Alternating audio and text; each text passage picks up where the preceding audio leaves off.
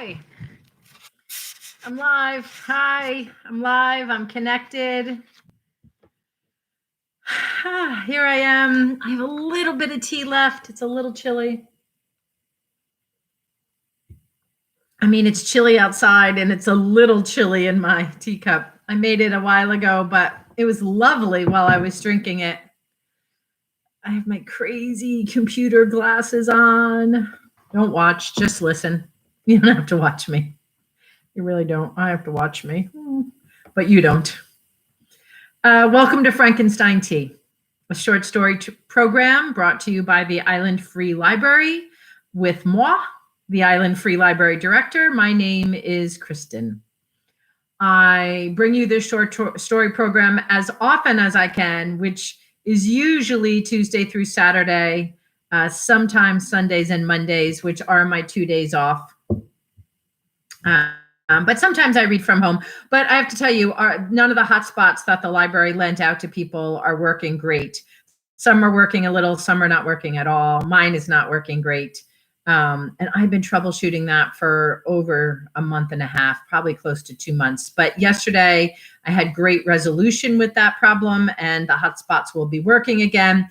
Needless to say, that is why I'm not recording from home, because if for those of you who come to this program know that on Sundays and Mondays I read from home. Those are the 2 days that the library is closed, and I prefer not to always come in the building on Sunday. Monday I don't mind so much. I do like to work in this building when it's closed, but certainly after this long haul through COVID and before we have to start getting serious about this next holiday, tourist season, not holiday, this next tourist season, I'm taking a little bit advantage of Sundays and Mondays off. So the hotspot's not working, not being able to broadcast from home, not really so totally motivated to come into this building. It's who wants to leave their home in winter when you're on Block Island? You want to stay home and cozy up. So I try to do it every day. I think about it every day, and I don't always get there. But I'm here today. And I have crazy computer glasses on. They're the blue wave glasses. What are these ones called? Blue Planet, I think. Blue light. These ones are blue light. I have other ones that are called Blue Planet. And, so they're filtering something, but they make me look a little kooky out there. And look at that. There's the book. Funky.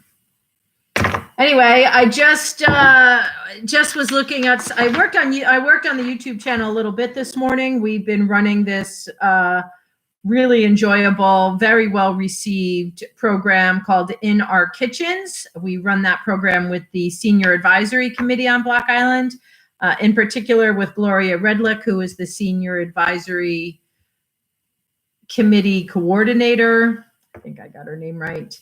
And so I was uploading, those are Zoom meetings that I was uploading into our YouTube channel today. And I'm sort of playing around with the comments section and loading in ingredient lists and recipes and tips into the comments for each one of those recorded Zoom programs and, creating content. All of a sudden I'm a content creator, librarian / content creator. With very little training and some passion and not much skill. So anyway, I was in there and YouTube told me that this is my 225th, there it is, 225th episode of Frankenstein Tea. It feels pretty monumental to me. So despite not reading every Sunday and Monday, I've still read to you 225 times after today. There's 224 up there, but you know what? There's probably more than that. I just realized, because before we launched the YouTube channel, I was reading on Facebook. So I've read more. I probably have read, probably close to 250 episodes. It's a lot of stories. It's a lot of literature we've shared. It's been great fun for me. I hope that you enjoy it. It's really, it's so fun. It's so rewarding. The stories sit with me and motivate me to find something new and different. And it's a challenge. Some days it's a challenge just to find the time to do that. Some days it's a challenge to actually do it. But it's been rewarding. So today's story is unknown to me. Author is totally unknown. Story totally unknown. I have not pre-read it, which you know I prefer to do and work to find time to do, but that is not how my day went today. I have not pre-read this, and as I said, I don't know who this is, don't know anything about this. But after reading 250 stories, I always feel I'm feeling more and more confident with each story about a cold read. Not my preference, but not intimidated either. Well, let's hope. Jeepers. How about yesterday? I even had read that story, and then, it's different when you read it in your head. You can kind of pass over words you don't know so well, and it doesn't matter. You can see them. And it's a word you don't know, and in its context, it doesn't really matter. And so you just keep reading. And then you go to read it out loud, and you're like, oh man, I don't know how to say this word. Look at this word. And so yesterday's story had a lot of Japanese in it, which I had glossed right over, even though I had pre-read it. I hadn't read it out loud, and was reading names of Japanese parks and games and traditions, traditional clothing, food, siblings talking to each other, mother and son talking to each other, husband and wife talking to each other, with some slang in there. I don't know if it was slang, but it was more like, like how we say everyday things, like yup, right? I think it was yup. I think N-E, nay, was yes, or claro. When I was in Chile, we said claro all the time. One of my favorite words, like, but of course, and why yes, and claro, like nay. But for us, nay is neat. It's net. It's no. But I think it was yes yesterday in Japanese. Whoa, boy. And that was a beautiful story. So I had pangs after that one about, not doing it justice because of my very, very poor ability to speak Japanese. But I got through it. So let's hope there's nothing in here, which there might be. This writer is, listen to the bio, has an unusually sharp, sympathetic, mimetic ear for the cadences of speech, for the cadences of Jewish American speech. Yeesh. Who knows? Hi, Dad, coming in late. Did a long intro, Dad. It's okay. You can listen to it later. So let's hope I can read this cold. I think so. Here we go. We're going to give it a try. Welcome.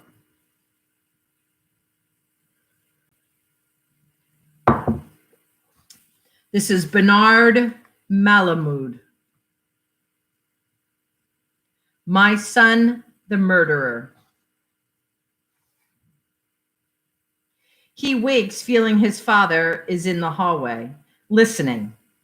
He listens to him sleep and dream, listening to him get up and fumble for his pants. He won't put on his shoes. To him, not going to the kitchen to eat. Starting with shut eyes in the mirror, sitting an hour on the toilet, flipping the pages of a book he can't read. To his anguish, loneliness. The father stands in the hall. The son hears him listen. My son, the stranger, he won't tell me anything. I open the door and see my father in the hall. Why are you standing there? Why don't you go to work? On account of I took my vacation in the winter instead of the summer like I usually do. What the hell for if you spend it in this dark, smelly hallway, watching my every move, guessing what you can't see? Why are you always spying on me?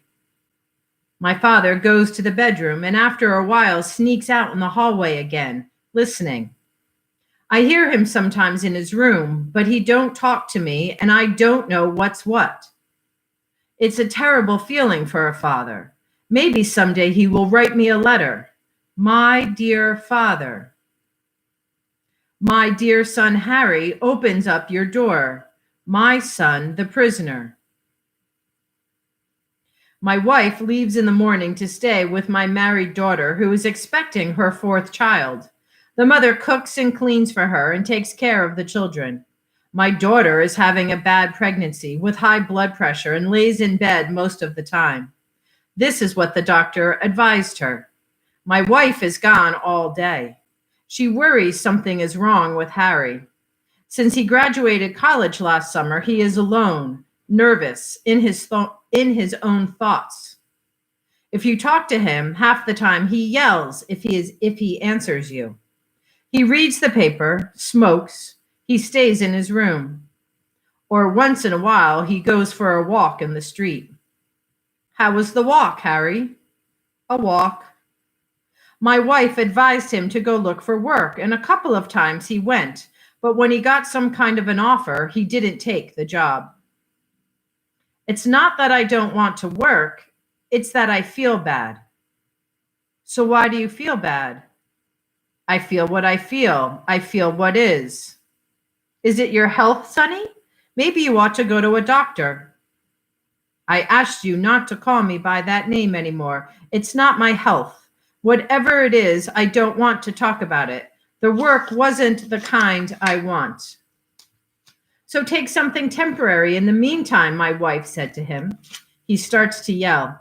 Everything's temporary. Why should I add more to what's temporary? My gut feels temporary. My goddamn world is temporary. On top of that, I don't want temporary work. I want the opposite of temporary. But where is it? Where do you find it? My father listens in the kitchen. My temporary son. She says I'll feel better if I work. I say I won't. I'm 22 since December, a college graduate, and you know where you can stick that. At night, I watch the news programs. I watch the war from day to day. It's a big burning war on a small screen. It rains bombs and the flames go higher. Sometimes I lean over and touch the war with the flat of my hand. I wait for my hand to die. My son with the dead hand. I expect to be drafted any day, but it doesn't bother me the way it used to. I won't go. I'll go to Canada or somewhere I can go. The way he is frightens my wife, and she is glad to go to my daughter's house early in the morning to take care of the 3 children. I stay with him in the house, but he don't talk to me. You ought to call up Harry and talk to him, my wife says to my daughter. I will sometime, but don't forget there's 9 years difference between our ages. I think he thinks of me as another mother around, and 1 is enough. I used to like him when he was a little boy, but now it's hard to deal with a person who won't reciprocate to you. She's got high blood pressure. I think she's afraid to call. I took 2 weeks off from my work. I'm a clerk at the stamps window in the post office. I told the superintendent I wasn't feeling so good, which is no lie, and he said I should take sick leave. I said I wasn't that sick, I only needed a little vacation. But I told my friend Mo Berkman I was staying out because Harry has me worried. I understand what you mean, Leo. I got my own worries and anxieties about my kids. If you got 2 girls showing up, you got hostages to fortune. Still, in all, we got to live. Why don't you come to poker on this Friday night? We got a nice game going. Don't deprive yourself of a good form of relaxation. I'll see how I feel by Friday, how everything is coming along. I can't promise you. Try to come. These things, if you give them time, all pass away. If it looks better to you, come on over. Even if it don't look so good, come on over anyway, because it might relieve your tension and worry that you're under. It's not so good for your heart at your age if you carry that much worry around. It's the worst kind of worry. If I worry about myself, I know what the worry is. What I mean, there's no mystery. I can say to myself, Leo, you're a big fool. Stop worrying about nothing. Over what? A few bucks? Over my health. That has always stood up pretty good, although I have my ups and downs. Over that I'm now close to 60 and not getting any younger. Everybody that don't die by age 59 gets to be 60. You can't beat time when it runs along with you. But if the worry is about somebody else, that's the worst kind. That's the real worry, because if he won't tell you, you can't get inside of the other person and find out why. You don't know where's the switch to turn off. All you do is worry more. So I wait out in the hall. Harry, don't worry so much about the war. Please don't tell me what to worry about or what not to worry about. Harry, your father loves you. When you were a little boy, every night when I came home, you used to run to me. I picked you up and lifted you up to the ceiling. You liked to touch it with your small hand. I don't want to hear about that anymore. It's the very thing I don't want to hear. I don't want to hear about when I was a child. Harry, we live like strangers. All I'm saying is I remember better days. I remember when we weren't afraid to show we loved each other. He says nothing. Let me cook you an egg. An egg is the last thing in the world I want. So what do you want? He put his coat on. He pulled his hat off the clothes tree and went down into the street. Harry walked along Ocean Parkway in his long overcoat and creased brown hat. His father was following him, and it filled him with rage. He walked at a pace up the broad avenue.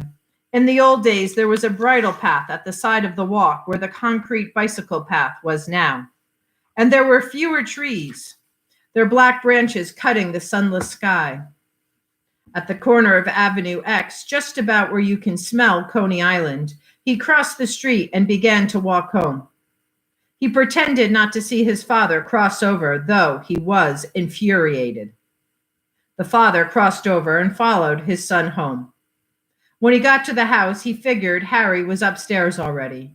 He was in his room with the door shut. Whatever he did in his room, he was already doing. Leo took out his small key and opened the mailbox.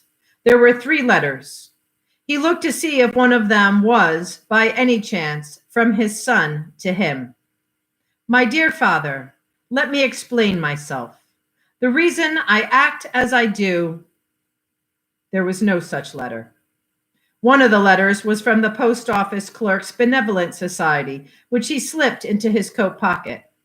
The other 2 letters were for Harry. One was from the draft board. He brought it up to his son's room, knocked on the door, and waited. He waited for a while. To the boy's grunt, he said, "There is a draft board letter here for you." He turned the knob and entered the room.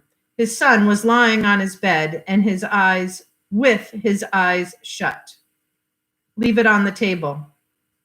Do you want me to open it for you, Harry? No, I don't want you to open it. Leave it on the table. I know what's in it. Did you write them another letter? That's my goddamn business. The father left it on the table.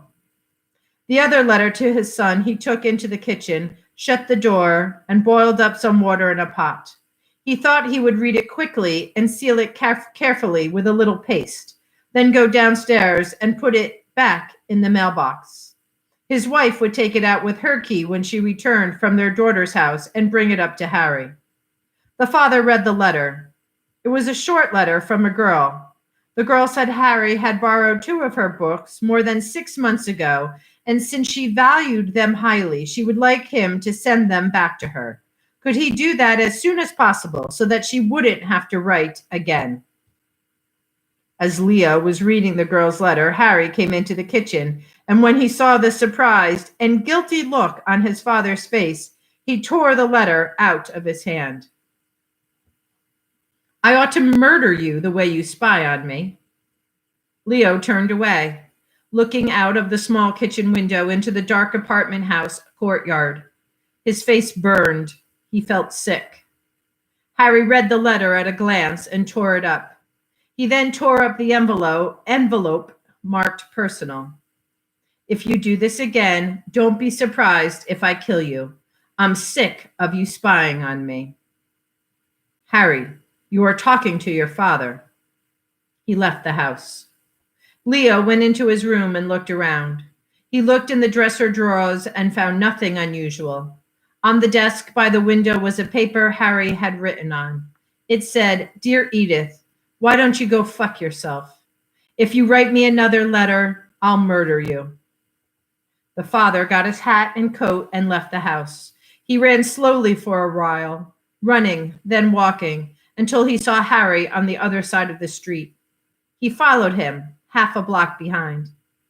He followed Harry to Coney Island Avenue and was in time to see him board a trolley bus going to the island. Leo had to wait for the next one. He thought of taking a taxi and following the trolley bus, but no taxi came by. The next bus came by 15 minutes later, and he took it all the way to the island. It was February, and Coney Island was wet, cold, and deserted.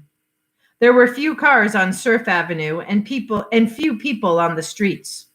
It felt like snow. Leo walked on the boardwalk amid snow flurries looking for his son. The gray, sunless beaches were empty. The hot dog stands, shooting galleries, and bathhouses were shuttered up. The gunmetal ocean, moving like melted lead, looked freezing. A wind blew in off the water and worked its way into his clothes, so that he shivered as he walked. The wind white-capped the leaden waves, and the slow surf broke on the empty beaches with a quiet roar. He walked in the blow almost to Seagate, searching for his son, and then he walked back again. On his way toward Brighton Beach, he saw a man on the shore standing in the foaming surf. Leo hurried down the boardwalk stairs and onto the ribbed sand beach. The man on the roaring shore was Harry, standing in water to the tops of his shoes. Leo ran to his son. "Harry, it was a mistake. Excuse me. I'm sorry I opened your letter." Harry did not move. He stood in the water, his eyes on the swelling, leaden waves. "Harry, I'm frightened. Tell me, what's the matter? My son, have mercy on me." "I'm frightened of the world," Harry thought. "It fills me with fright." He said nothing. A blast of wind lifted his father's hat and carried it away over the beach. It looked as though it were going to be blown into the surf, but when the wind blew it toward the boardwalk, rolling like a wheel along the wet sand. Leo chased after his hat. He chased it one way, then another, then toward the water. The wind blew the hat against his legs, and he caught it. By now, he was crying, breathless. He wiped his eyes with icy fingers and returned to his son at the edge of the water. He is a lonely man. This is the type he is. He will always be lonely. My son, who made himself into a lonely man. Harry, what can I say to you? All I can say to you is, who says life is easy? Since when? It wasn't for me, and it isn't for you. It's life. That's the way it is. What more can I say? But if a person doesn't want to live, what can he do if he's dead? Nothing. Nothing is nothing. It's better to live. Come home, Harry, he said. It's cold here. You'll catch a cold with your feet in the water. Harry stood motionless in the water, and after a while his father left. As he was leaving, the wind plucked his hat off his head and sent it rolling along the shore. My father listens in the hallway. He follows me in the street. We meet at the edge of the water. He runs after his hat. My son stands with his feet in the ocean.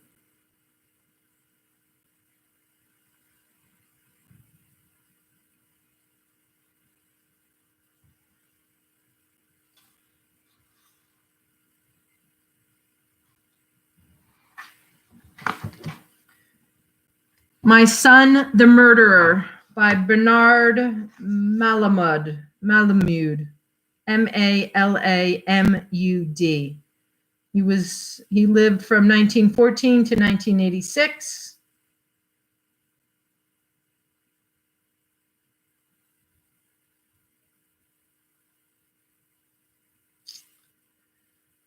My Son, the Murderer is a tour de force of pathos and betrayal. One of the most memorable, as it is surely one of the most succinct testimonies to the generational dissonances of the 1960s in an America at war with Vietnam.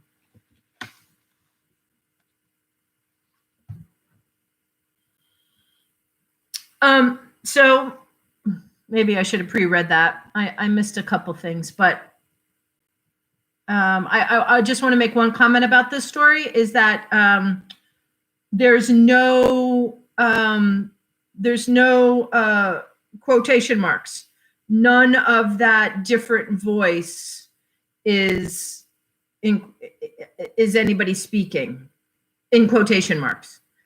I think they're speaking, but nothing is. I'm going to say it again in quotation marks. I can't think of the correct way to say that in English.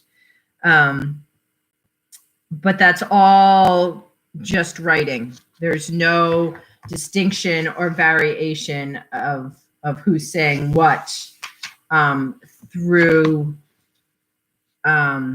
quotation marks. There's just writing. So as the reader, I could hear myself changing tone of voice as if I was reading something that the person was saying.